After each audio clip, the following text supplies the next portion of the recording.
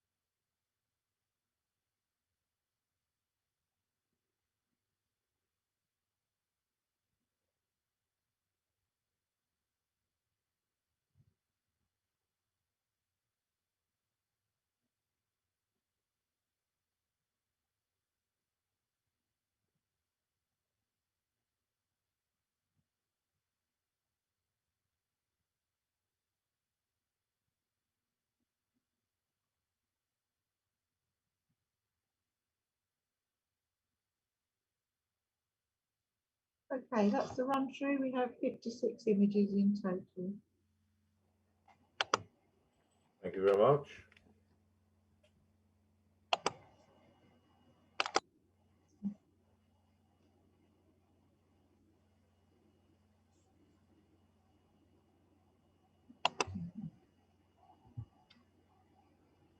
pond and bandstand. Thank you. Well, good evening, ladies and gentlemen. In where are we? Halstead? Is it Halstead? Yes, Yes, jolly good. And I'm delighted to have been invited to judge your competitions this evening. And I must say I'm impressed with the images that you have submitted. Thank you for those. And number one, pond and bandstand. It's rather an intriguing photo, isn't it? I love the treatment that it has received, and in particular the way that the highlights have been dulled down. The blacks have been made quite intense, and you've really given us a story here. I very much enjoy the reflections in the pond. I do prefer ponds to have ripples in them, and in this case, it seems that the dark at around about 6 o'clock, you won't be able to see my pointer, I suspect, and there's another duck at about 5 o'clock, making some waves. So I'm liking that a lot. I'm a little bit disturbed by the way that the treatment has somehow blurred out patches, and no doubt this is an artifact of how it was generated. Nonetheless, we have the leading lines of the edge of the pond taking us through towards the bandstand, and then we notice the man walking off to the right hand side. I very much like that treatment. I won't be holding it back on this occasion, but I will give it 6 marks. I say again, 6 marks. white art. It's really rather skillfully captured, the way that you have these two, are they blue tits, in flight. Birds in flight are not at all easy to photograph, and it's been very well done. Presumably, you have deliberately chosen to choose a shutter speed that hasn't frozen the birds, and I wondered whether it's just out of focus or whether it's just a choice that you have made. And I rather suspect, being skilled photographers, you've all chosen, or this particular author has chosen, such a shutter speed as to impart the movement of the bird's wings. And so that's very well done indeed. I like the color. It's not that saturated, which is very pleasant. I like the way that the background is soft and again is indistinct, but is really there. So yes, a very pleasing photo. I think it would make a very interesting one of a triplet. That is to say, if you had 3 photos of these blue tits, if blue tits they are, in flight, and putting the 3 together, I think would tell a real story. 6 marks. I say again, 6 marks. Clematis. This is a rather beautifully produced image with, I think, a lot of very skillful work that has been done to actually take the photograph of the clematis, to get everything sharp from the very bottom of the stalks up to the top of the petals at the top of the image, and then to introduce the very carefully selected texture in the background. The whole thing being just off center, I find very pleasant indeed, and I really would like to see that printed on a textured paper. I think that would be absolutely delicious on a textured paper. I like the color rendition, the color palette, which are basically what, olive greens, gray, and this wonderful purple. Very, very well produced. And yes, I like that very much indeed. Yeah, I think I'll hold that one back, if I may. All the fun of the fair. Sounds like it was actually spinning around as well by the sounds in the background. Or was that a motorbike outside your window? Nonetheless, it does look like fun. I can see movement in the carousel itself. The gentleman at the controls is sharp, whilst the people in the seats are whizzing around. Very skillfully done. I wonder whether it was taken on a tripod or handheld, what your exposure was. The color is sensational. You've really taken us there and given us a feeling of being amongst the sound, the light, the busyness, and the intense throb of this machine, spinning the passengers around and around. I like the color palette, and I particularly commend the square format. That square format, I think, really fits in very well in this case. And the selection of the title, all the fun of the affair, one has to read the words.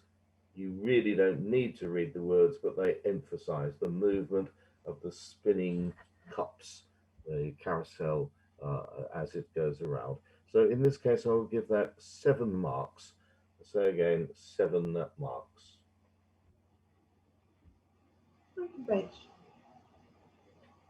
Fruit and veg, and sure enough, that's what it is. It's fruit and veg, and because it's fruit and veg, we know what we're looking at.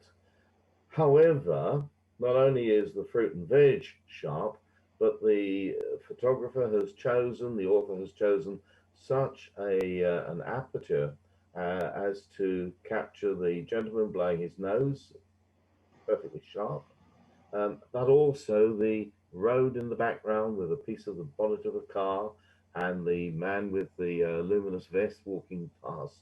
And whilst you're directing me to look at the fruit and veg, the leading lines, as it were, the converging parallels, are actually taking me up to the gentleman with the handkerchief and the background across the road, which is rather a shame. And I would have recommended using a much wider aperture, possibly as wide as you can get it. Shooting a lot of images, I think the man perhaps could usefully be cropped out. I really don't think he adds an awful lot to this photo, just blowing his nose in the seat at the end of the stall there. And certainly the background of the shop over the road there, if I read it, it's Oasis Sale, is really rather distracting. So I'm afraid that I'm going to set you homework on this one. And markets are a fascinating place, whether they are in Halstead, Colchester, Chelmsford, or Timbuktu. They are a wonderful challenge to go to and to try to get some really exciting shots. In this case, the homework is go back, do it again. I'll give you 5 marks in this case. 5 marks. Deconstructed faded flower. I do like this. This is beautifully done. Whether it's the same author that did the Clematis earlier, I do not know. But I like the way that the deconstruct, we are told it's deconstructed. It's not a whole blossom, but rather taken apart, the important elements put together, photographed, and then a texture used to emphasize the whole thing. Very, very skillfully done. Whether it works or not, I think is very much up to the individual. I'm a little bit worried about the what appears to me to be an upside down blossom at 6 o'clock on the image. I'm not that convinced of the blossom at 5 o'clock on the image, but I do like the other blossoms, the one at the top and the two below it. So if I simply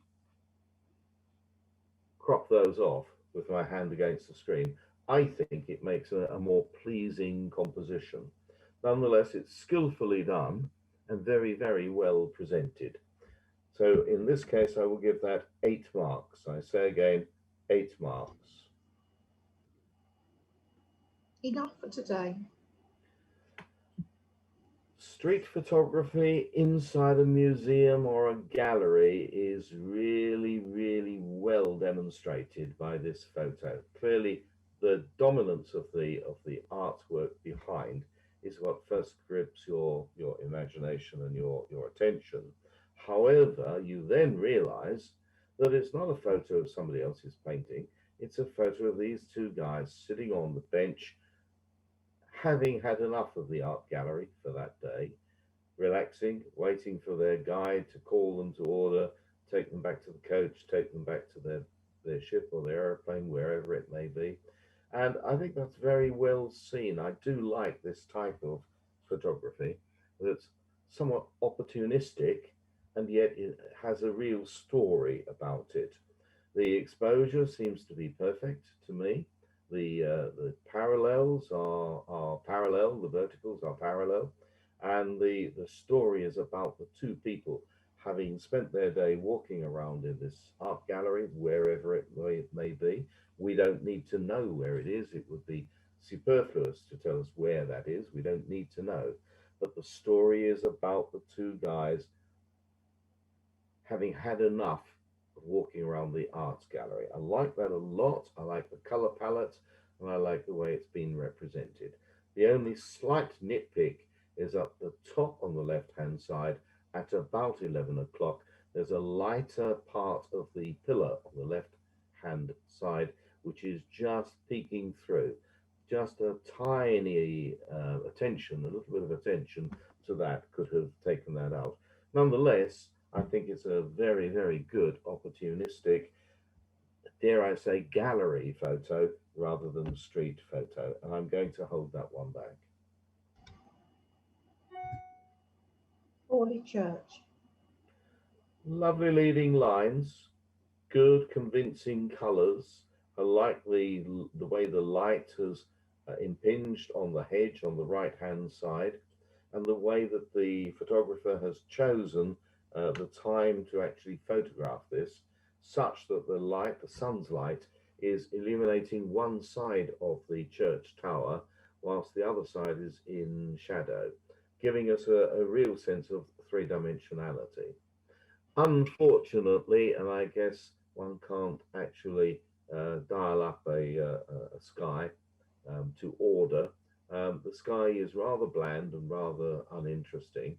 I'm seeing what look like artifacts in the sky, which may be out of focus dust bunnies, or there may just be something to do with the way that the raw image has been JPEG'd.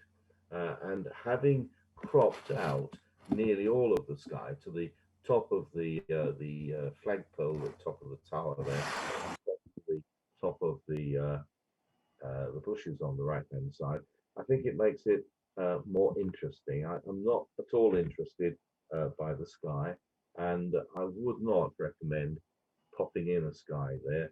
It would be really difficult to find one that is mellow enough. However, I would say for homework, go back, do it again, and choose a day when the sky is a lot more interesting.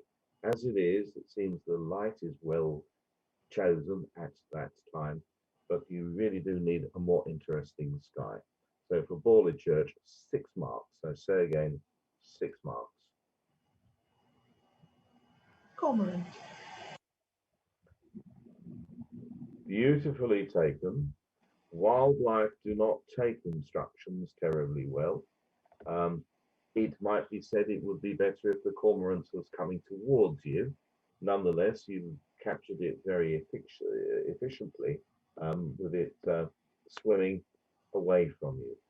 These things are really quite um, awful to look at. The head, the beak, the mouth, the face of these things are almost prehistoric. The feathers uh, are well rendered. You've captured every single feather very well indeed, although some of the feathers under the wing and on the furthest wing on the left hand side at about 9 o'clock, the colours are somewhat blocked out.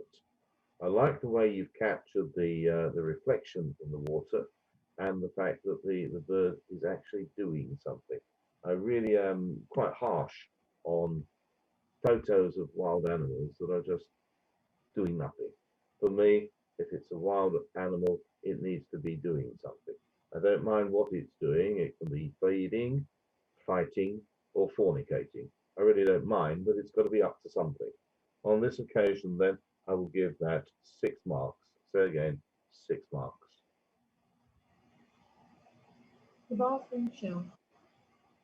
Very imaginatively photographed. I like that. I wonder how you've done it, and having seen it, how have you captured that? It's beautifully lit with the translucence of the coloured bottles or the bottles containing coloured liquids, and the lights coming through and then being further refracted by the dappled effect of the frosted glass between you and the bottle. So I like that a lot. Very well seen and very well photographed. I find that the five objects are also quite pleasing to the eye, and as is the palettes, the color palettes. And again, I would imagine this to be a lovely print on textured paper in the bathroom, or in the smallest room in the house. I think that's a super example of an unusual photo. And as such, I will give that 7 marks. 7 marks. Buzzard in snow. Now, I looked at this for some time, and I was given the privilege of having an advanced version of these photos to examine. And thank you, Halstead, for sending those through to me. And then I realized that it's about what the buzzard is doing.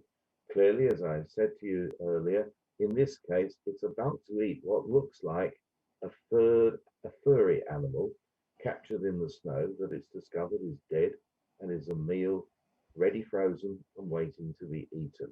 So the bird is actually doing something. The detail on the bird's face is impeccable. It's absolutely superb. The colors that you've obtained here, the way that you have exposed the image, and you've retained all of the detail in the feathers on the breast of the bird, whilst you have chosen such an aperture that the snow in the very foreground is soft and the snow in the background is totally out of focus, giving a real three-dimensionality about this photo. I think this is an expertly taken photo of an interesting observation. Hopefully you were in a hide with some hot water bottle up your jumper while you were taking it. Super photo. I'm going to hold that one back. Sing a song of sixpence. Well, this takes a little while to digest, and for your members that haven't seen this image other than quickly and then again now, you'll need to be just going through the Sing a Song of Sixpence song in your mind. Whilst you see the ravens coming from the pie, you see the sixpenny coin down there at 6 o'clock, and you see this ruined cathedral in the background there. So we have foreground, midground, the grass, background, the cathedral, and I guess the birds in the sky. Sing a Song of Sixpence, beautifully produced, very well composed, and further, we have this textured background, which has given it an aged look. That's really very, very well constructed. It's telling me a story. It's got all the elements that I need to see. That reminds me of the Sing a Song of Sixpence song. And I think that's very, very well done indeed. My only slight concern is that the texture in the top left hand corner at about 11 o'clock on the image is a little sharper than any of the other texture that you've added. Nonetheless, I don't think it detracts. I want some darkness up there, but it's got some sharp edges that perhaps could have been softened a little. Terrifically well constructed. I'm hearing the song in my mind, and I'm going to hold that one back. Be on Dahlia. Yes, square format, I very much like that. I love the colour of the dahlia petals, although with the choice of time of day, the light is very strong from top left, and the white parts of each petal are largely, they're beginning to lose their detail. The centre of the dahlia is beautifully produced. The bee, however, seems to be so overexposed on its wings. Perhaps that's just the reflection on the wings, and it's underexposed on the body.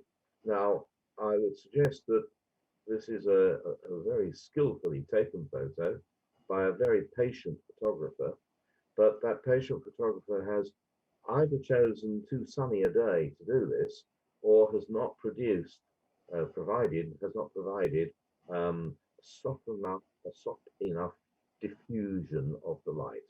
And I would suggest that some opaque white plastic over on the left-hand side shading the flower would be better um, used to produce a softer image of the petal and less harsh reflections from the wings of the bee.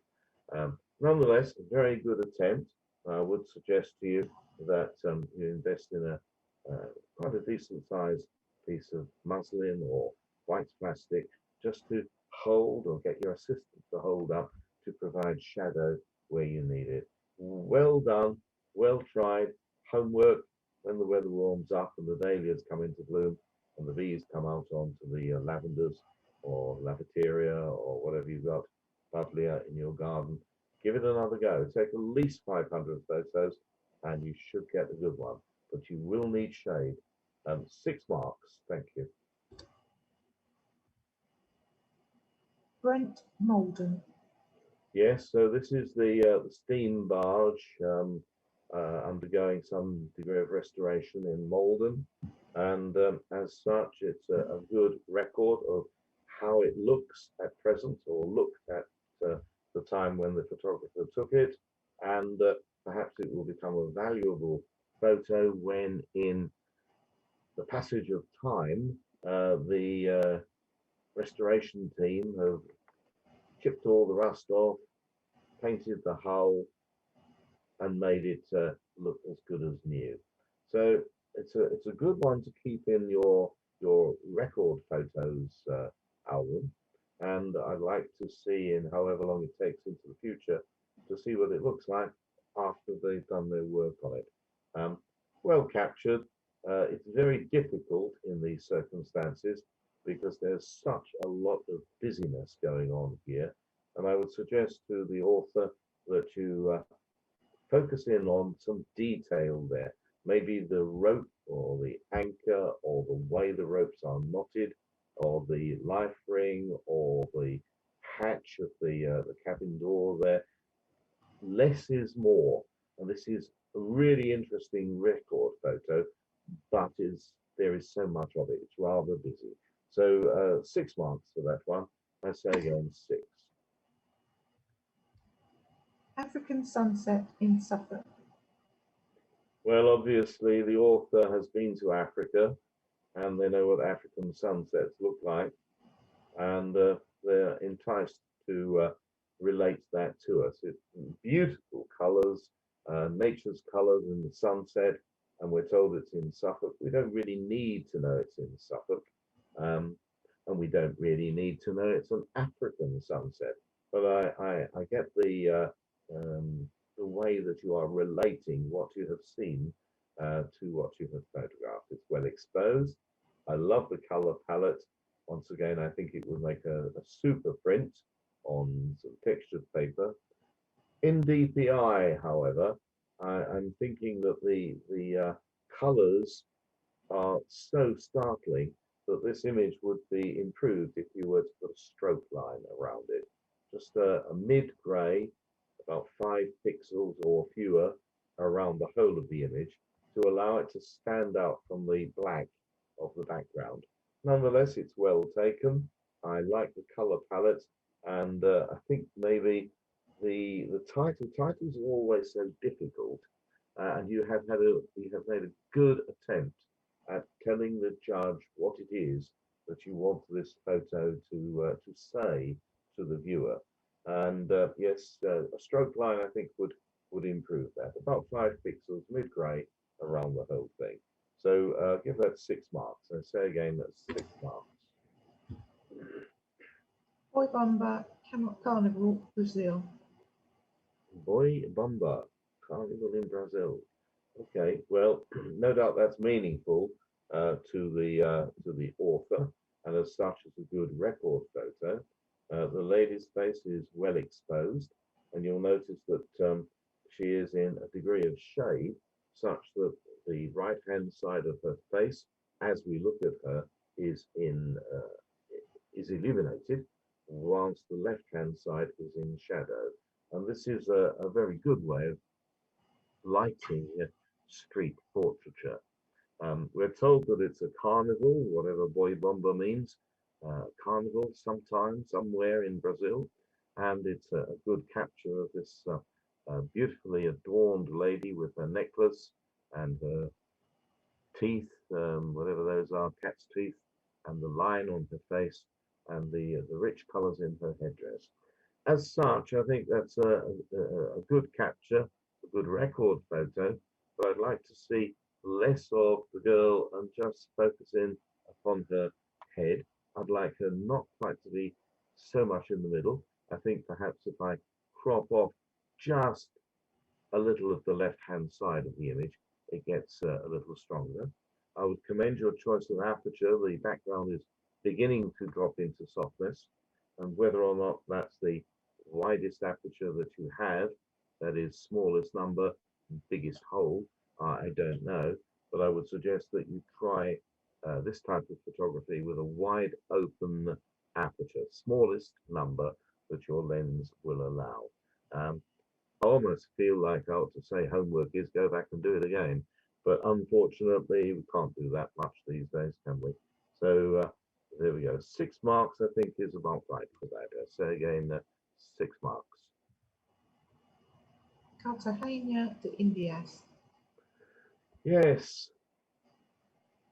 an interesting photo. I'm looking all around. We've obviously put a shilling in the meter and dialed up an interesting sky. Had that been just a plain blue sky with no detail in it, I think it would have lost something. I do feel that it's rather hazy light. There isn't a lot of highlight on the buildings, except perhaps the 2 buildings over at the 9 o'clock side of the image, which is giving us a little bit of 3-dimensionality.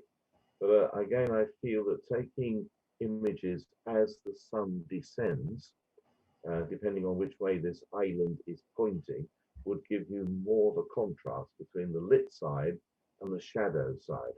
So if I were to ask the author to call this image back up on their computer and just reduce the saturation to monochrome, totally desaturate it, and then ask themselves, is that a flat image or is there contrast? And I'm going to suggest to you it's just a wee bit too flat to give it the sort of vibrance that I would expect. Nonetheless, it's taken at a good time for the sky. I'd just like to see a series of photos. Perhaps you wait a few more moments. It's difficult, isn't it? If you're with your partner, if you're with a coach group, if you're with a group of people that want you to move on and you want to take that photo, but really you wanted to wait another minute, another 5 minutes, another 15 minutes, just for the sun to give you those setting rays as it comes in from the left-hand side of the image. Nonetheless, it's a jolly good sky, and so I'll be generous and give it 7 marks. I say again, 7 marks. Dreaming of summer. Oh, yes, we're all dreaming of summer, aren't we? And the freedom to travel, to actually get on a plane, get on a boat, go somewhere and get in the pool, go in the sea, go up a mountain, do something somewhere other than being under house arrest, continuing to be under house arrest. I love the composition of this photo with the lights coming in from the right hand side, casting a shadow on the bottom of the pool to the left of the girl. The ripples on the water, I think, make this photo. It's a natural version of the sort of texture that we've seen in some of the previous photos. So she is dreaming of summer, captures our imagination, doesn't it? And I feel that I am taken. I'm taken to this pool somewhere warm with that lovely warm sun coming down in the water, swimming around. Beautiful. I love it. 7 marks. I say again, 7 the marks. Glass abstract. Abstracts can be really difficult, can't they? You'll have seen some of those by various other uh, judges, their own work, and it's not everyone's cup of tea. It's very much Marmite. But I'd ask you, ladies and gentlemen, to be generous about this because it's very, very well and imaginatively lit. Look at the way that this glass object, whatever it is, and we have no idea of the scale here. Is it the size of a marble? Is it the size of well, I don't know, a 12-inch object, almost like a Buddha? I'm seeing things inside this as indeed the photographer has seen things inside this. He or she has lit it in this imaginative way with the green at the base and the red at the top, which then are echoed by each of the are they air bubbles inside the captured inside the glass ball. The glass ball sitting in this almost an ashtray, giving us some quite imaginative views. I am a little troubled by the brightness of the red at the top and the green at the bottom. And again, by cropping those off, I was able to focus my attention upon the mysteries in the air bubbles within the glass itself. And I think there's quite a lot going on there. It's very central. I don't mind that in the least, but I want to look at the reflections, the light, the distortion inside those bubbles, inside the glass ball. Nonetheless, very well constructed, very well photographed. And I really would consider, ask the author to consider cropping off quite a lot of the red at the top and nearly all of the green at the bottom. Nonetheless, well done, good technique, 8 marks. And so again, 8 marks. Progressive music.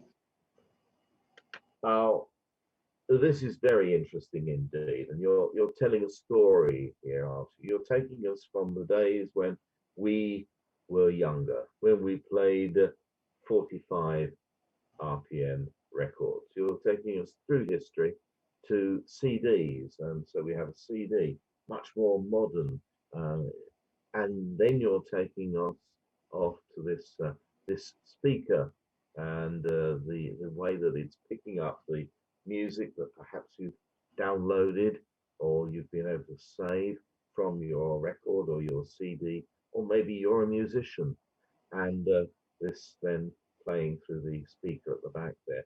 And you're bringing us way up to date here with a mobile phone where you're able to download and stream music, perhaps the latest pop band or classical music or whatever you like. So actually, this is taking us way back to the 50s, the LPs, the 60s and 70s, the CDs, the 80s and 90s, the download, and the noughties and 2010s of being able to stream music.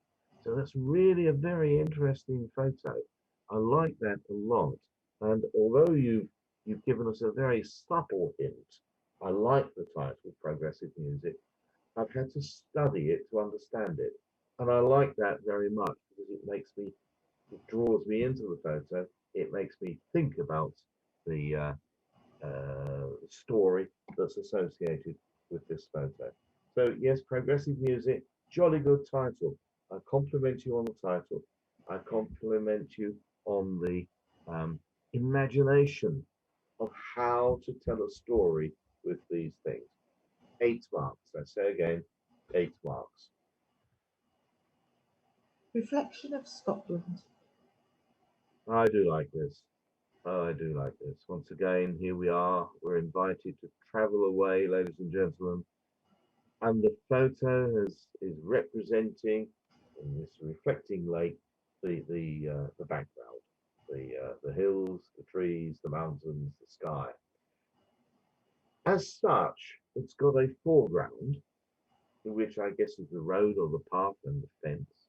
It's got a mid-ground uh, insofar as anything beyond the fence becomes trees, and it's got a background of the mountains and the sky and lovely clouds.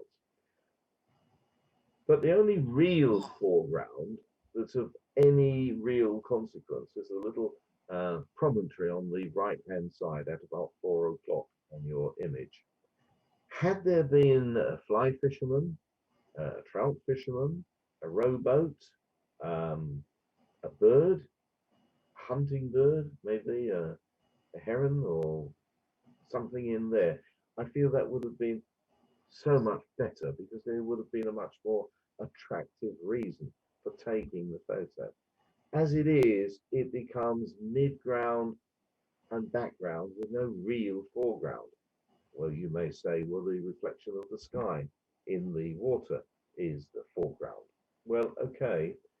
To my way of thinking, and it's purely personal, I like to see ripples in the water. And had I been there, I'd have been throwing whatever pebbles I could find into that water to disturb the reflection and make me feel that there was some substance in that water.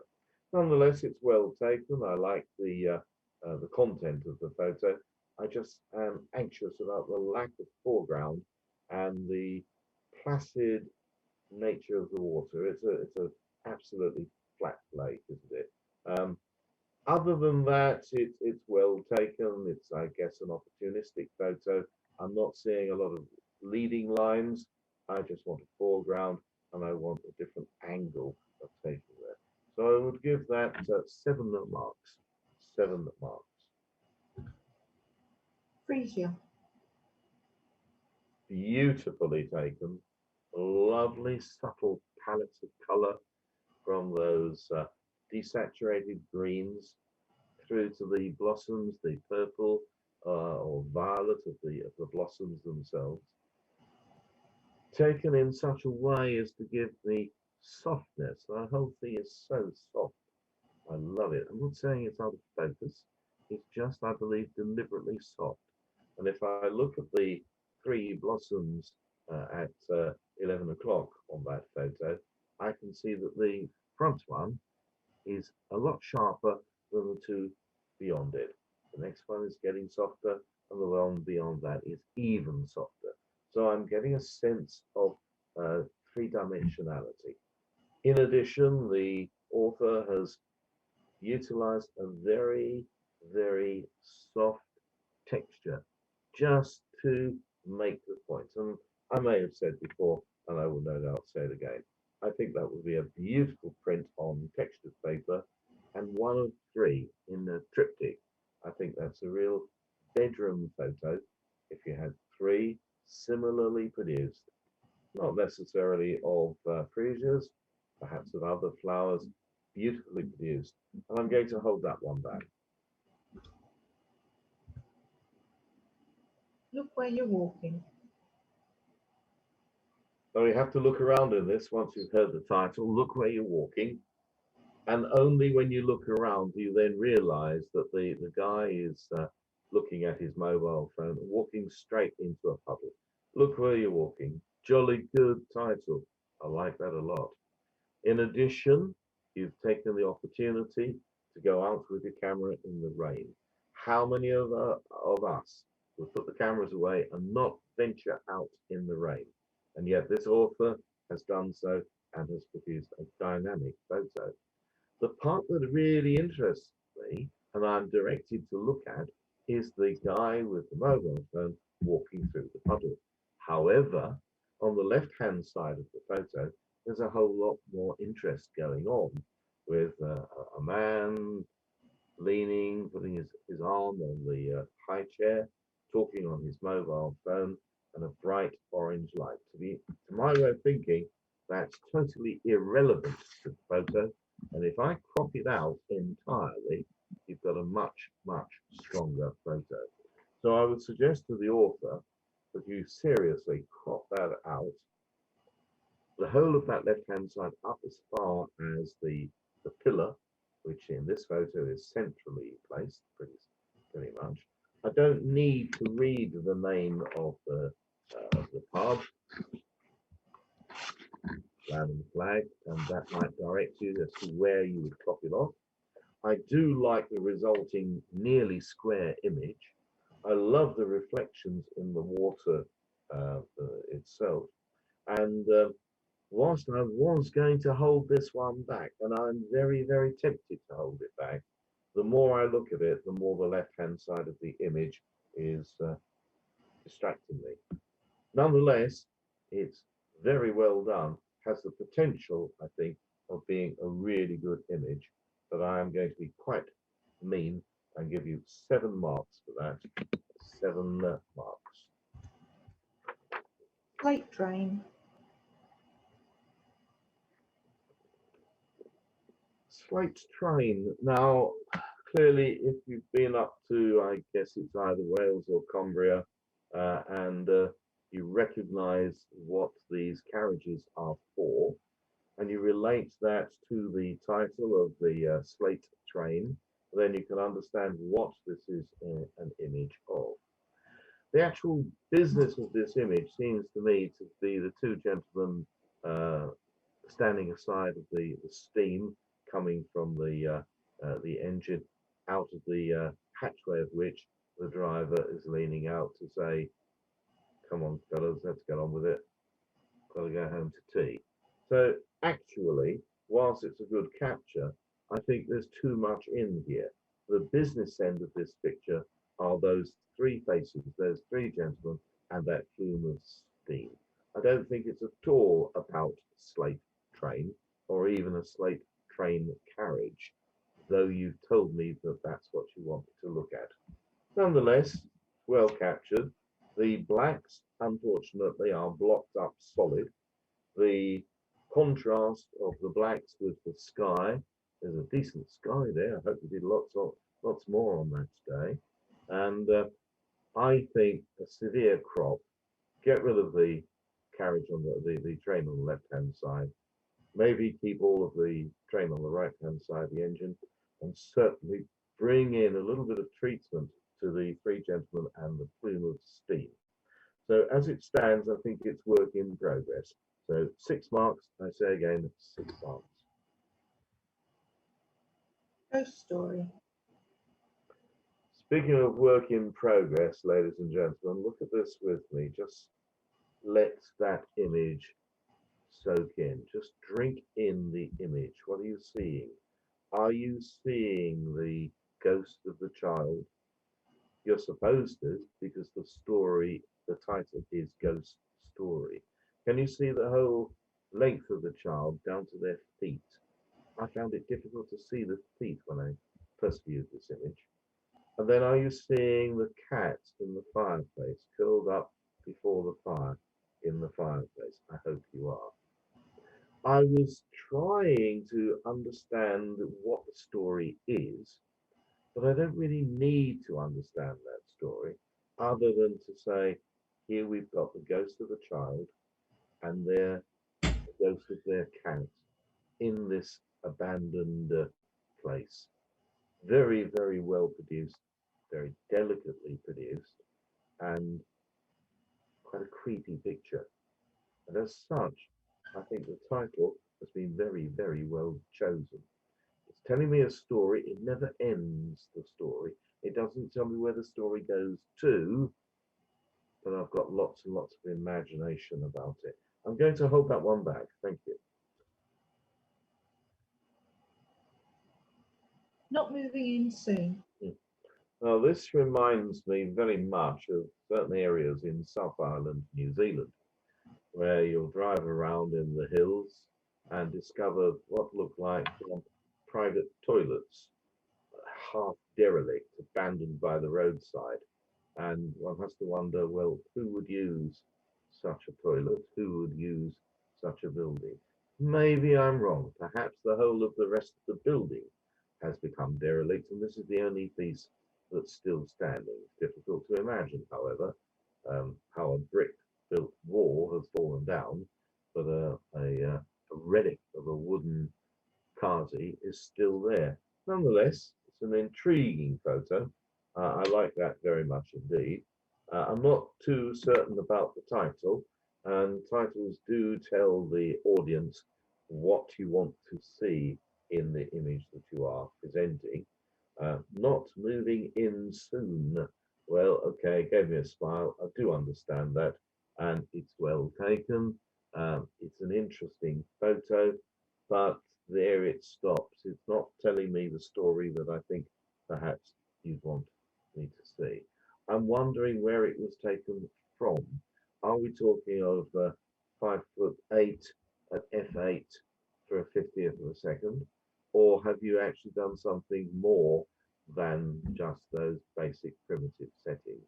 Would you have got a more dynamic photo by putting the camera down on the ground and shooting up into the trees and the wooden structure, the Kazi that's there? I don't know. Did you try it? Have you got 25 more images of this which tell more of a story? I like the way that you've chosen a title that's made me think about the title, and I wonder what the title would have been if anyone else had thought of it. Nonetheless, well taken, record shot. Thank you. 6 marks. Eileen Dunham Castle. The much photographed castle with a superb sky. You certainly put your shilling in the meter and dialed up a decent sky. I do like that sky. However, it doesn't look as sharp perhaps as it could have been. And that may be that you have enlarged and zoomed in on a much wider photo, a much larger photo, and the detail of the castle has actually been lost. I would expect to see that an expert photographer such as yourself would have chosen such a time of day that the light was obliquely illuminating the battlements, the building, the walls of that building, so that, as in a previous photo that you will have seen from your club this evening, some faces are illuminated and some faces are in shade. So you get a real sense of three-dimensionality.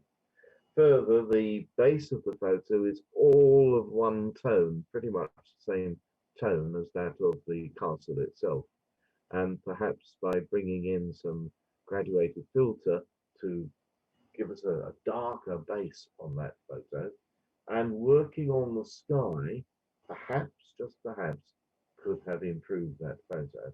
Nonetheless, I think it's the basis of a very good photo.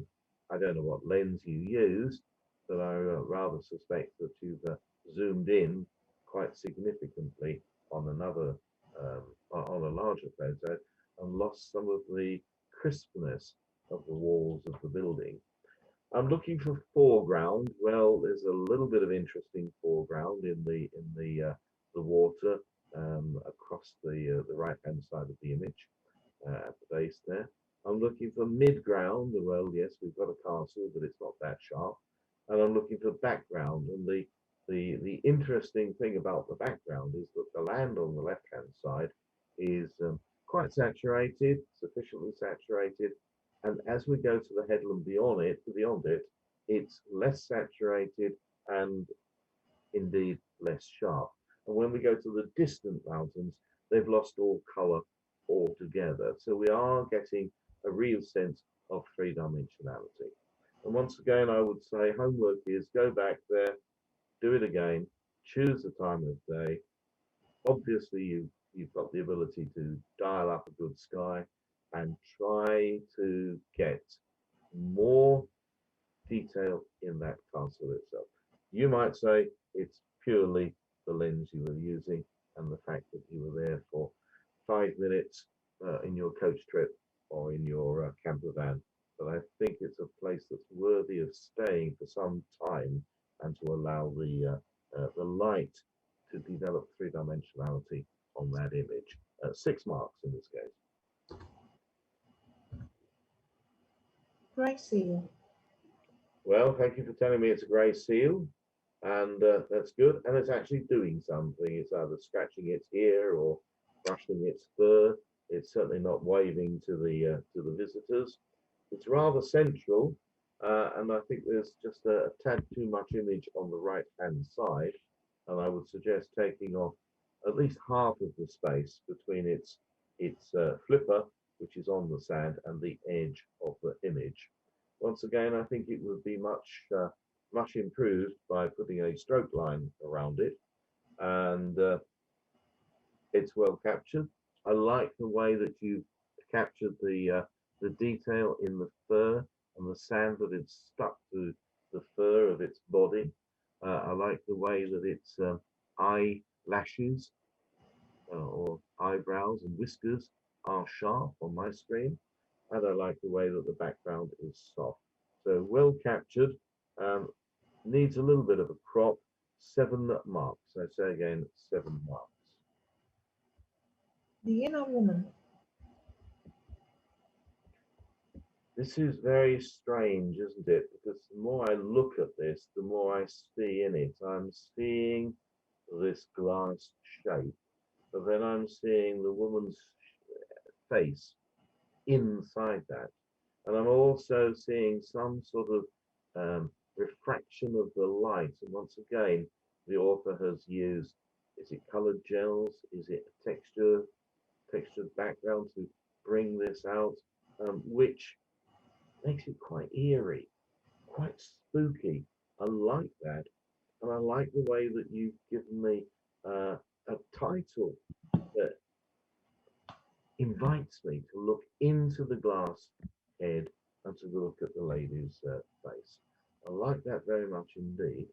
I would suggest that she's very central, and I'd like a little more picture, a little more image on the left hand side, just to offset her from the central position. Nonetheless, well done, 7 marks. If we make this the last image before an interval. Certainly will. Sorry, I missed the title. Cantley under steam. Okay, now I don't know where Cantley is. It doesn't really matter whether I know where it is or not. I take it it's a place name. It could be in England, it could be in America, it could be in Argentina or New Zealand. It doesn't matter. What does matter is the fact that your aperture is so small, large number, small aperture, that the pinpoints of light have become starbursts.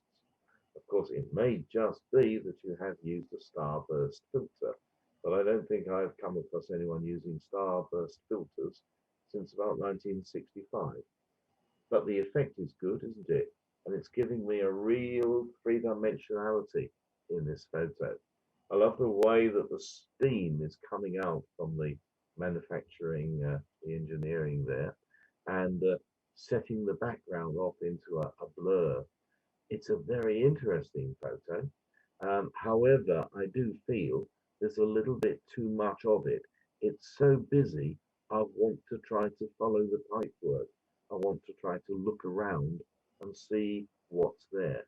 And I don't really need to be distracted by the sign on the left-hand side that may say park your bike here or pay your money here or whatever. I think that could usefully be cropped out and not lose anything from the image itself. I strongly feel that a stroke line would improve that hugely, having cropped out that left-hand side. I commend the skill with which you've taken this photo. The water in the foreground is clearly moving. The reflections are sufficiently blurred to give me that idea. The pinpoints of light are being turned into these starbursts, making it a really good dynamic range photo, high dynamic range, just by changing the aperture. Don't know how much other work you've done to it, but it looks cracking good to me, and I would like to hold that one back. Now you're going to have a break at that stage. Yeah. We could start back about 20 to 9.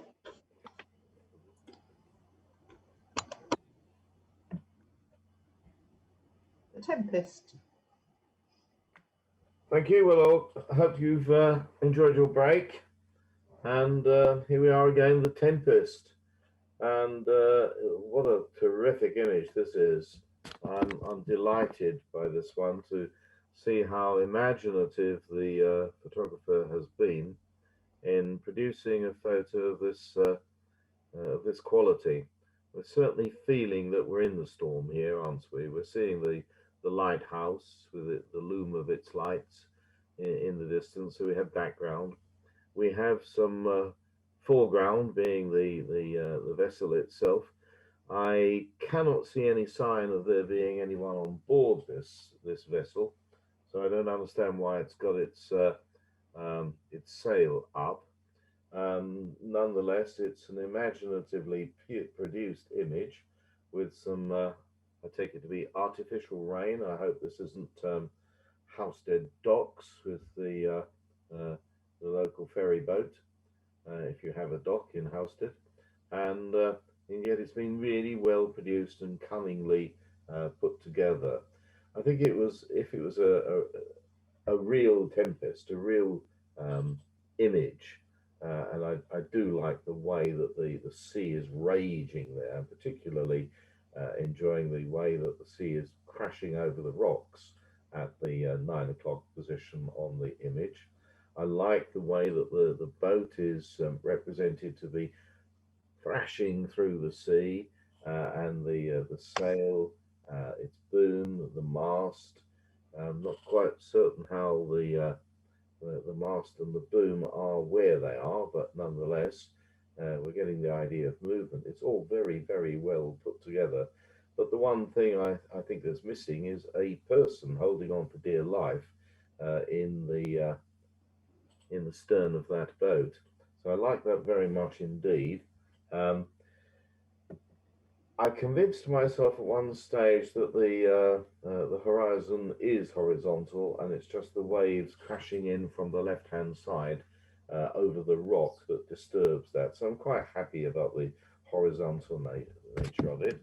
I'm particularly happy about the dark section at the bottom, where the author has darkened that image to give us a strong base. And yet I just want a person in it. I also would like to see a stroke line around the whole thing, but it's a powerful image and would be very interesting printed on heavily textured paper, I think. Stroke line and heavily textured paper.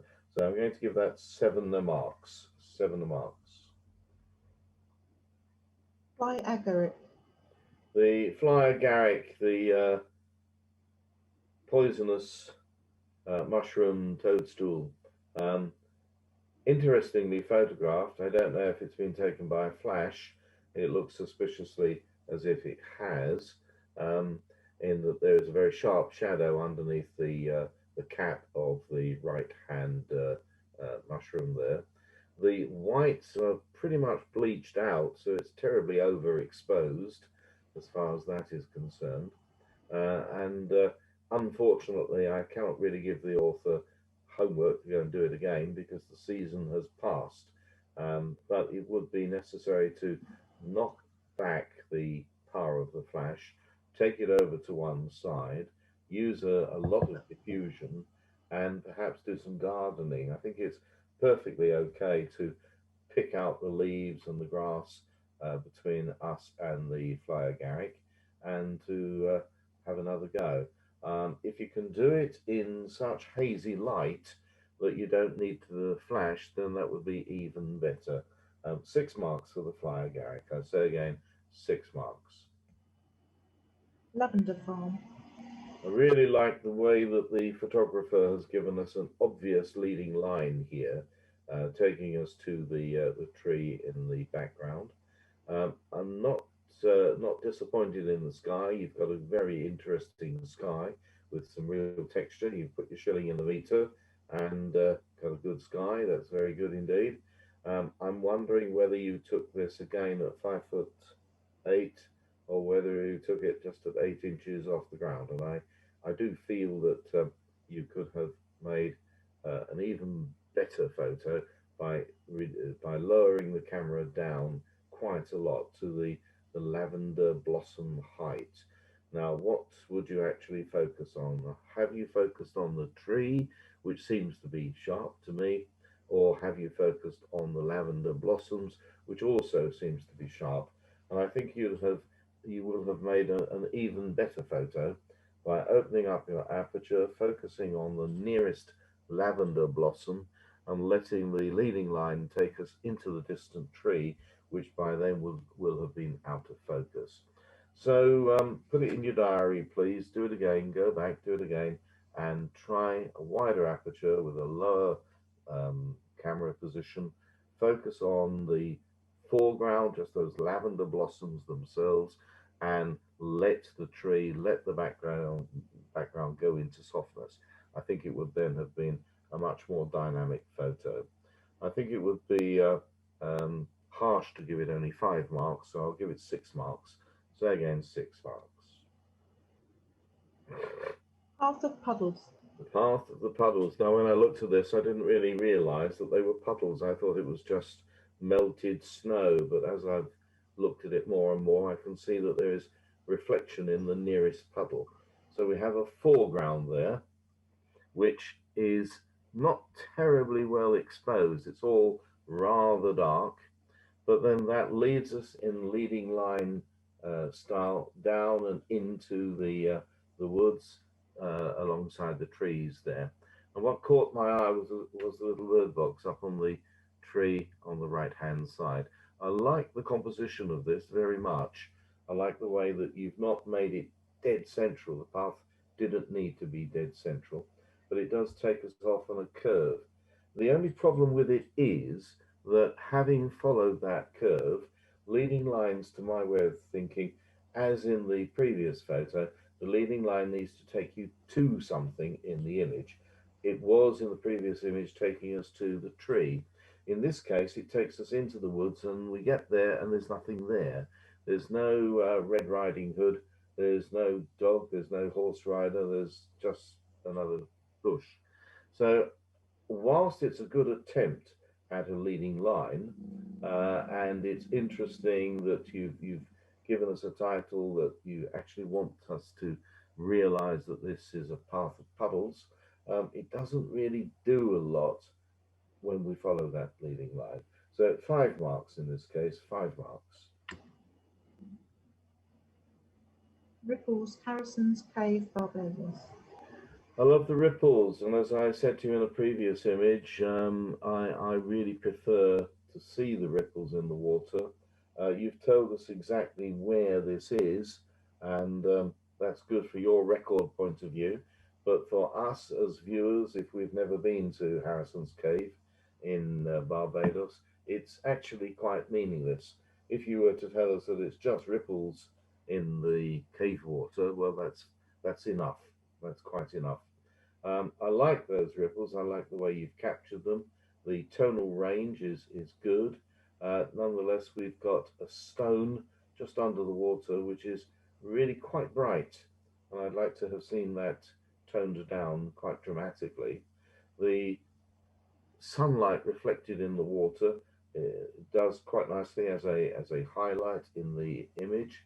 Were these, shall I say, naturally occurring ripples, or have you taken the opportunity to throw some pebbles into the water and generate some ripples in that way? I like that. And once again, I think it would be very interesting as one of a triptych printed on textured paper. As a DPI, it definitely needs a stroke around it. Nonetheless, it's getting there. I like that quite a lot. 6 marks. I say again, 6 marks. Desmond. Well, it's a good picture of Desmond. I like the fact that you've captured him off center. Your focus seems to be on his eyes, and his the graying eyebrows are sharp. The back of his head is dropping into softness, and I like that. However, the backdrop, whatever it is, whether it's a curtain or some printed cloth with what looks like a parrot or two and some palm trees, I find very, very distracting. And I feel that you haven't finished working on this photo. I feel that if you had mastered the skills of layers, you could have decolorized, desaturated the whole of the background and just kept Harrison, is his name Harrison? Desmond, I beg his pardon, kept Desmond in color with a much desaturated background. That would take away the busyness. There's a conflict between looking at the palm tree growing out of his head, looking at the parrots down on the water side. They are conflicting with looking at the image of Desmond. So homework, go back to the raw, find out from one of your expert club members how to do layers, find out where your desaturation and your layer mask controls are in whichever piece of jiggery pokery software you use. And I think you could end up with a much, much better photo. Nonetheless, it's a good attempt. I like the composition. I like the sharpness of Desmond, and I'm going to give you 7 marks. I know you're going to say that's much too generous, but I feel generous. Finishing field through the looking glass. Well, thank goodness you've actually shown us what you see through this particular glass dome. And I feel I'm happy that the houses are inverted, and it is their internal reflection which turns them up the right way, we might say. Very interestingly seen, well captured. The focus on the scene is such that the inverted houses are sharp, but the reflection of the houses in the water and the refraction of that in the ripples of the water and perhaps the imperfections in the glass are somewhat distorted, and I like that very much indeed. Once again, I'm a little distracted by the saturated color of the background above and to the left and right. The 12 o'clock, 9 o'clock, and 3 o'clock positions are distracting me. I'd like to see those colors desaturated. Once again, I don't know what photo manipulation jiggery pokery software you have, but I'm sure that one of your club members will show you how to do it. So well done, good attempt. I like that. 6 marks. Refraction. Good. Like it a lot. It's a tricky trick of the light, shall I say, this optical illusion, and it's real, and you've seen it. And having seen it can make your eyes go somewhat squiffy, can't it? If you look at it for too long, you'll wonder which lines line up with which other lines. Now I wonder why you've put it central. Had you put it off to one side, would it have been rather easier on the eye? Had you put something in the glass, would that have changed the refraction? Have a go and see. I think you'll be interested to see how that works out. Yeah, thank goodness you've given us the right title, the right physics title for what's going on here, and I'm going to give you 7 marks for that. 7 marks. White gerbera. Strange sound coming from your computer when you change images. Sorry, it's a fan. Not to worry. It's a fan. Yeah, I rather like this. The water droplets on the left-hand petal, I think, are charming. The way that you've managed to get a depth of field that's probably no more than single figures in millimeters, and just sharply capture the central part of this flower, I think is beautifully done. You haven't overexposed the white of the petals, so I can see the detail in the petal on the left with the water drops on it, whilst the others are dropping into softness. This is expertly done. I like this a lot. I'm not sure it would be the sort of image to go in a seed catalogue, but it's certainly the sort of image that photographers enjoy. And I commend your skills to the other members of your club, and perhaps the new entrants to photography as a hobby could be coached in how to get a photo as good as that. This very, very shallow depth of field, this very muted color palette, and beautifully lit, not overlit, Very well done indeed. I'm going to hold that one back. Wood cobwebs. Now, I struggled over this one. First of all, let me commend you for producing something with an aspect ratio of something like 4:1, 4 units wide, 1 unit high. And the more I looked at it, the more I wondered, what on earth am I looking at? Is this a construct? Have these cobwebs been superimposed on some rotting wood, some timber, or did it really look like that? And that in itself is good because it's challenged me as the judge or the assessor to actually try to work out what you're doing. What have you shown me? What is it a picture of? And I like that a lot. Now, one little bit of nitpicking is that the lighter stripe at the top of the image narrows as it goes to the left into a pencil thin line. And I would feel that if I cropped that out, just by cropping out the whole of that bright stripe across the top, it actually makes it a better image. Further, having got my piece of paper out to do some cropping, I've then cropped off about a quarter of the image, a whole quarter of the image on the right hand side. And then I've got something with an aspect ratio which is more like 1:3 rather than 1:4. And I think that's a stronger image. Nonetheless, it's a very, very interesting, challenging image, and that's what you want to do when you put a composition like this into a competition. Then get the judge interested, get the judge quizzing what on earth's going on here. So wood cobwebs, I'll give you 8 marks for that. 8 marks. Lines and curves. Yeah, I like this a lot, and the lines shown up really very well. The curves of this spiral staircase shown up really, really well.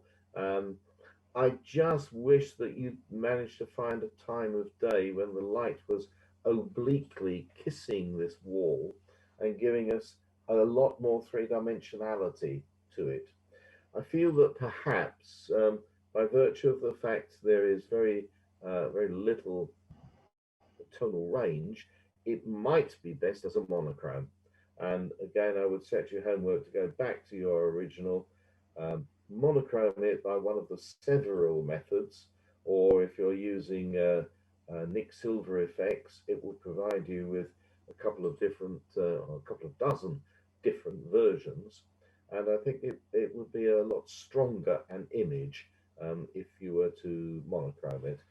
Nonetheless, it's an interesting photo. I wish I knew where it was, and I do set you those challenges.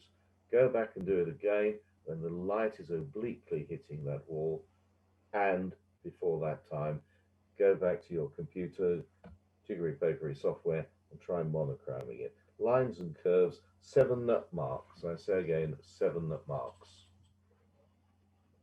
The Three Amigos. I like this very much, and I'd point out to your club members how well you have focused on the nearest of the goals.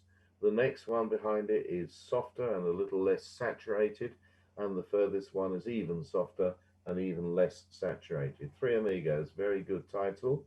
I'm not sure I want all of the image on the left-hand side, and I don't mind them looking out of the image. But I'd certainly take about half of the green off on the left-hand side. I want to keep the tails of the gulls on the right-hand side. That gives me a sense of them actually being whole-bodied and not just stuffed gulls nailed to a post. So I like that very much indeed. Three Amigos, 8 marks. 8 marks. Walton Pier. Yeah, I'm just going to move you, Susan, on my screen because you're right in the middle of where I want to be looking. Okay, I hope that wouldn't hurt.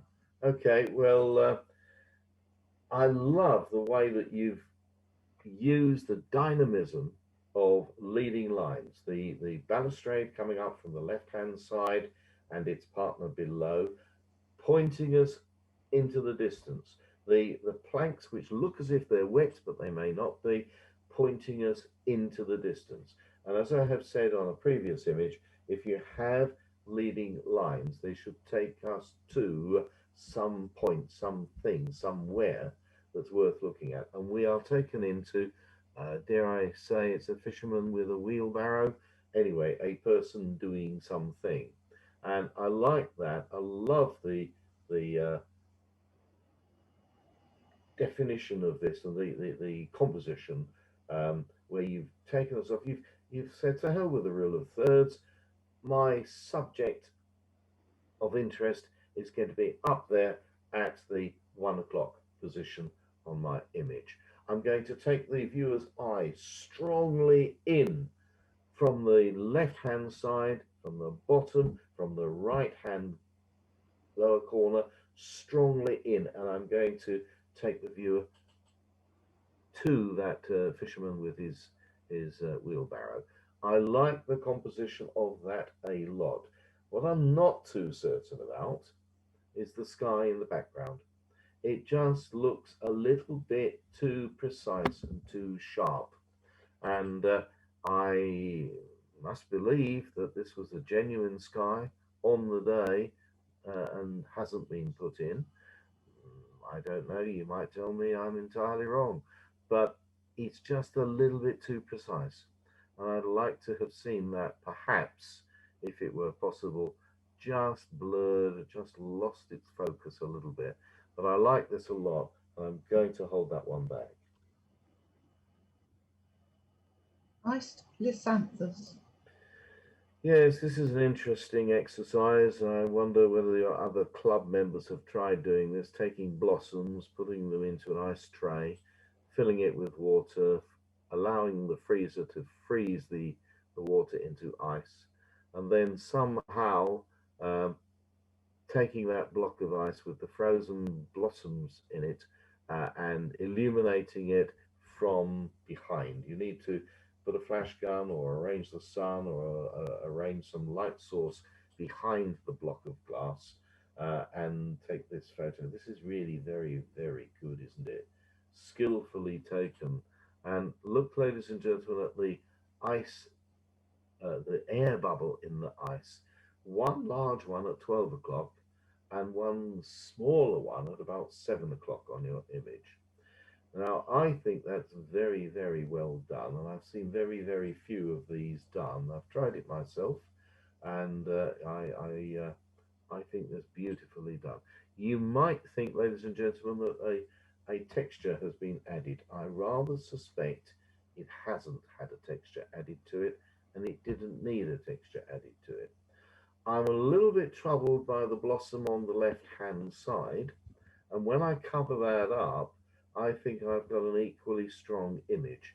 But I can see how the author has retained that blossom just to give a balance to the image. However, when I crop off the bottom of the image, below the distinct part of the stem, I think it gets to be a stronger image. I like that very much. I'm going to hold that one back. Standing crowd. Yes, it is. Looks as if it's a crop from another image, perhaps with a wide angle lens. We have foreground in so far as we have this tree on the right hand side. We have midground, the path and the wall, and we have background, the subject, the church itself. I really preferred, when I saw this image, to crop off most of the tree on the right hand side, and I've even cropped off enough to get rid of the what seems to be a hole in the tree foliage there on the right hand side, and I think that makes it a better image. I have tried cropping off some of the left hand side, and I was very cautious about taking too much out of that, but certainly the brightest tree on the left hand side I would crop out altogether. Nonetheless, well done, a good attempt, and I think back in with the cropping scissors to that one, and I'll give you 6 marks for that. I say again, 6 marks. Westray puffins. And the fan has turned in on again. Ladies and gentlemen, notice how effective the stroke line is on this image. It really allows this photo to stand out from the black of the background. And on several of your photos, I have commented that a stroke line would be advantageous. You'll notice it's not bright white, it's not very wide, and it's not impinging on the photo. It just contains the photo. So I compliment you on that straight away. So you get an extra mark for putting a good stroke line in it. However, when I look at the focus, I notice that your focus is such that the grass in the foreground is out of focus. That's perfect. I like that. The second or most distant puffin seems to be sharp, but the nearest one is a little less sharp. And I feel that you should really have focused on the nearest puffin to get at maximum sharpness in the feathers there. He's a little bit, he or she is a little bit overexposed in the breast there. Nonetheless, it's a good capture of these puffins. You've told us where it is, and your depth of field is such that the sea beyond is totally blurred. I like that very much indeed. Nonetheless, I think the focus is in the wrong place, and I would give you 7 marks for that. I say again, 7 marks. Wine bottle and glass. Well, this is really sexy, isn't it? This is really, really subtle. This lovely curve on the wine bottle, this beautifully hidden curve on the glass in the background there. I don't need to see any more of the wine bottle. I think I would have preferred just a hint of the stem of the wine glass. Just a hint. Nonetheless, it's a terrific image. I love the dark shades that you've captured so well. I love the way that you've used a very, very faint stroke line just inside the edge of the photo. And as such, I compliment you on this. It would make, again, one of a triptych if you could have 3 similar toned images of 3 different wine bottles and their glasses, that same sort of tonal range, taken so beautifully as this. I think that would be a very good display of 3 images, a marvelous triptych. I don't know if you do triptychs in your club, but I highly recommend them to you, as they are a real challenge. So I'm going to hold this one back. I am holding back quite a lot of your images because you're clearly a club full of expert photographers, and I compliment you on that. 3 of the kind, yes, good stroke line. Well done. You've been listening to me. Good stroke line. Not so happy about the top of the earthenware jar vase down below. I think that could have been toned down. Depth of field is good. Most of the buds, as it were, the centers of the blossoms are sharp, dropping into softness as it goes off into the distance. So it's giving me 3-dimensionality. I very much like that. It's not going to be a winning photo, but it's certainly a lovely photo. And I think it's compliments to you on getting a good tonal range, beautiful colors in the petals. 8 marks. I say again, 8 marks. Newfoundland portrait. What a super image. What a cuddleable dog. Oh dear. I really am a dog person. I think he's gorgeous, absolutely wonderful. Can you imagine with me how much he eats in a day? A fantastic amount, I rather suspect. And how much exercise does he want in the day? I rather imagine a good few miles, and then sleep it all off. Terrifically characterful photo. However, the background is disturbing me in that whilst the tonal range of the background is good, it's actually quite bright around the dog itself. And I always feel that the dog, in this case, the subject, should be brighter than the background. The brightest part of this image, I guess you're going to tell me, is his tongue. But it's not much less when you get over to that almost russet coloured background. And I'd like that toned down if that were possible.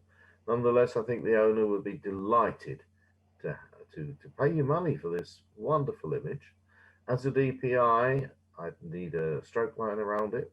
I think it's very well taken. The dog's eyes are sharp. I feel he's looking at me. I feel that I could easily stroke him, pet him, take him for a walk. Of course, the owner might tell me the thing is absolutely vicious and he bites the hands off anyone that goes near him. I rather suspect he doesn't. I think he's super. 8 marks. 8 marks. Training run. Yeah, good one. I like the way you've constructed this from your Lancaster bomber model, and you've introduced some movement in the propeller, which must be artificial, unless they're flying Lancasters in Halstead, which I rather doubt.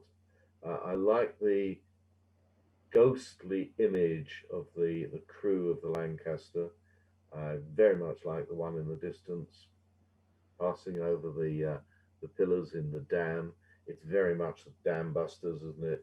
But on the training run, that's fine. The trouble with it is these two lights coming down. Now, as I understand it, and yes, I looked it up, the lights are projected from the rear bomb bay forward, so from the left and the right of the rear bomb bay, forward so that the bomb aimer can actually see the two lights joining together. And I believe one was red and one was green back in the day.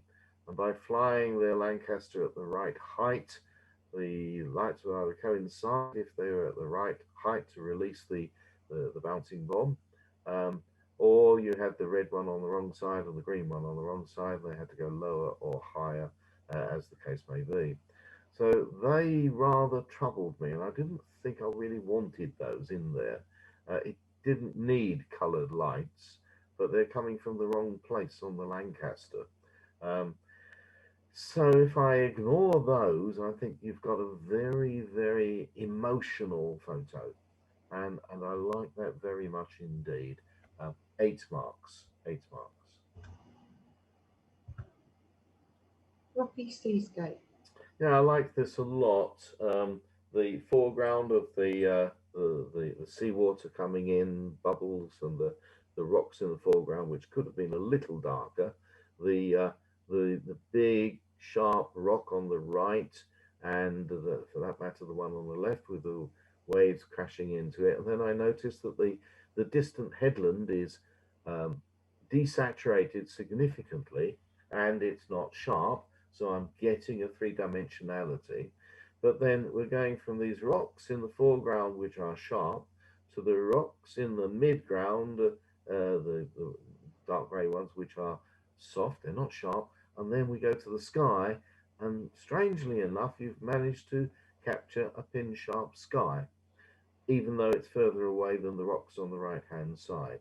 So clearly, you've tried to put together the elements to make us feel that we're there. The horizon looks horizontal enough. I'm happy about that, but the sky is too sharp. So homework: go back to your raw image layers and soften the sky. You've chosen a sky that you decide is appropriate, and I won't argue with that. But it's just too sharp. It's sharper than the rocks on the right hand side at the 3 o'clock position. So I'm going to knock your mark off for that. And I think that darkening the rocks in the very bottom of the image by a good half stop would have given us a stronger base for that image. So 7 marks in that case. So say again, 7 marks. Treetop.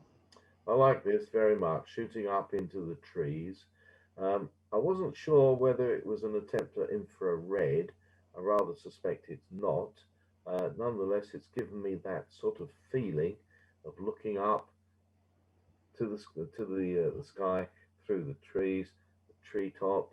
I think it should be treetops plural as a title, and as such, it's a good image. I'm pleased that you've monochromed it. Very pleased you've monochromed it, and it is giving me that feeling of infrared.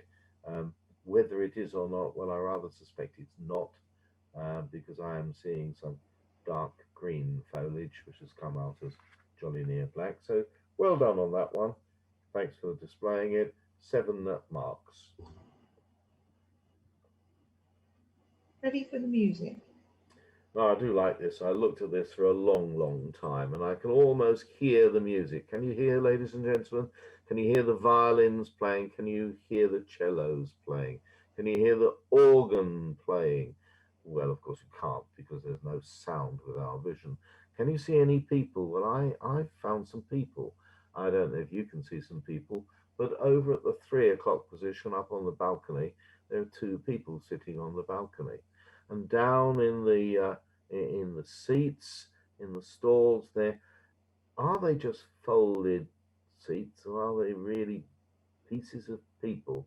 The composition, the multiple exposure has given me a real sense that the orchestra is there, even though I can't see the orchestra, that the music's happening, even though I can't see the music. So I think that's very imaginative indeed. It wouldn't be everyone's cup of tea. It's perhaps a little bit Marmite, but nonetheless, I like it, and I'm the judge, so I'm going to hold it back. The Palace Cleaners. Yeah, good capture in this palace, wherever it may be. Let's suppose it's North Africa, but it may well not be. And you've captured these 2 people. I'm not sure whether I wanted all of the top of the image. I think I do appreciate the wonderful architecture of those coves, as it were. But I don't think they're doing a lot for me, because the picture, to my way of thinking, is about the 2 lady cleaners having a conversation, and as such, it's a good street photography capture. I feel that you could have darkened the bottom corner, the almost bright blue corner up to the grey step, quite significantly, at least half a step, and half a stop, should I say, and cropped off most of those arches behind the ladies down to the level of the pillars above the lady in yellow. Nonetheless, it's a good capture. I like that, and I'm going to give you 6 marks for that. Sunbeams in the Mist. I did enjoy this one. Those sunbeams are delicious, aren't they? I can just see the mist there, and the sunbeams coming through the tree and giving us quite distinct beams of light through the mist. I like that very much indeed. The brightest part of the image clearly is the sun coming through the middle, and you don't seem to have over exposed that. It's been held in very well. I'm wondering whether, and you've decided to put it slap in the middle, to my way of thinking, just offsetting it a little bit by either taking half of the image off from the right hand side between the tree and the edge, or similarly on the left. Either which way, I think it just makes more of a dynamic image. Nonetheless, I like that very much indeed. 7 marks for that one. And this is the last image, unbanked bottles. So cleverly put together, different coloured glass bottles, not necessarily having the right stoppers in all of them, lit with this very subtle lighting, I suspect lit from behind, so that we can see the colour either of the glass or what's inside the bottles. It's a little busy, isn't it? I'm wondering whether you could have made a better photo of the 3 bottles in the foreground. One looks like a Dalek. One looks like, oh, I don't know, Billy Bunter, and one looks like something else, I don't know. or would the three on the right hand side, the one with the horizontal stripes, the one with the circles, and the green one with yet more horizontal stripes, a few too many bottles, and I think you've got the potential there of a suite of photos. I've spoken of a triptych and perhaps a triptych, but definitely a suite of photos. I'm enticed by the color in the blue bottle, which seems to be distorting the light as it's coming through from the bottle behind it. I think that's gorgeous, and I will set your homework. I think you should spend quite a bit of time on just selecting bottles from that selection and concentrating on fewer bottles. Nonetheless, I like it very much indeed, and I'm going to give you 8 marks for that one. Now, according to me, yeah, you say 12, 1, 2, 3, 4, 5, 6, 7, 8, 9, 10, 11, 12 holdbacks. Okay, so what order do you want to do these in, Susan? Oh, hang on. I'll do now. What's that?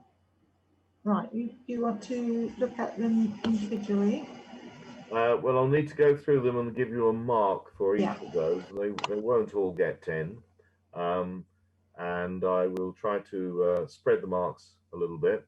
I did like this one very much indeed. I think that's beautifully done. We are talking about clematis, aren't we? Yes. So I'm going to give that 10 marks.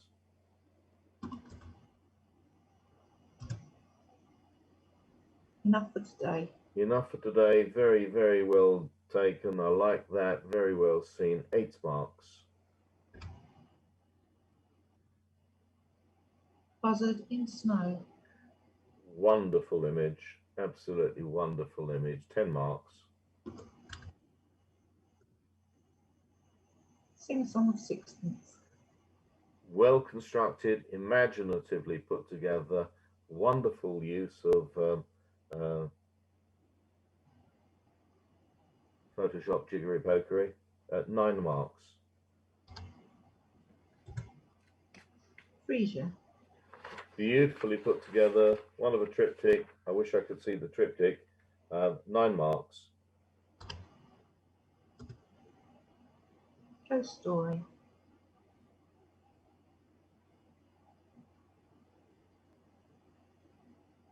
What number is that one? Sorry. What number is that one, please, Susan? 25. Thank you, Jan. Oh yeah, got it, got it. Okay. Yep, 9 marks.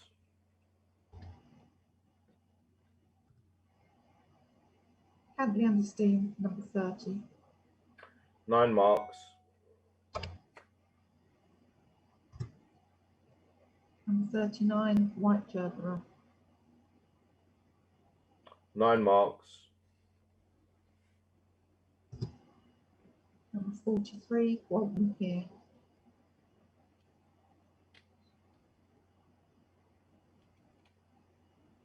9 marks.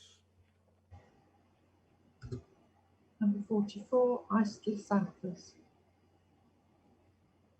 10 marks. Number 47, Wine Bottle and Glass.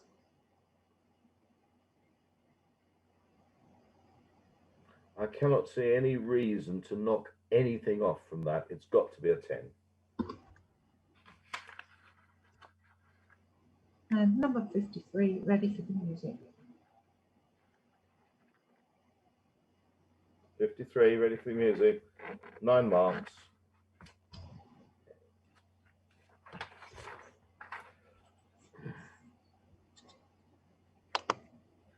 So I make it that there are 4 with 10 marks. Is that right? And to... Yes. Well, ladies and gentlemen, you have made it incredibly difficult for me because your images are so good. I hope that those I've suggested homework for, take it in the spirit that it's meant, that you will enjoy going back to either your raw image or speaking to your senior members for some help and guidance with layers and composition and so on. Very, very good images. So I have to choose the best image. I believe you want the best image, Susan, do you? Yes, please. Is that right? Yes. So on the left-hand side, this beautifully produced image of the flower, not at all easy to do, and I compliment the photographer in producing that. Again, one of a triptych, please. Similarly, with the iced xanthus, do have a go at that, ladies and gentlemen. Take a flower, take a blossom, maybe a spring tree, and freeze it in a cube of ice. Find out a block of ice. Find out some way of holding it still whilst you light it with suitable lighting, not too strong, from behind, and see what you can produce. See if you can produce something as good as that. Those people who are good at wildlife photography, I think you will agree with me that this bird isn't a bird on a stick. It's really doing something, ticks all the boxes for me. And similarly, that wonderfully, skillfully photographed wine bottle and wine glass are so stunningly good. You've made it so difficult for me to choose a winner. But choose a winner I must. And if I were to nitpick and try to find a reason for not choosing any one of them, I don't think I could. Another judge would choose a different image from the one I'm going to choose. But I do compliment the photographer who has taken the picture of, drumroll, the iced xanthus. That's the winning image.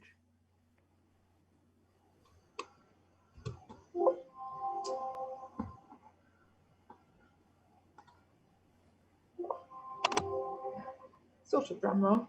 And well done to Jill Beckett for Iceland Xanthus. Well Jan done, Jill. Lovely, Jill. Thank you.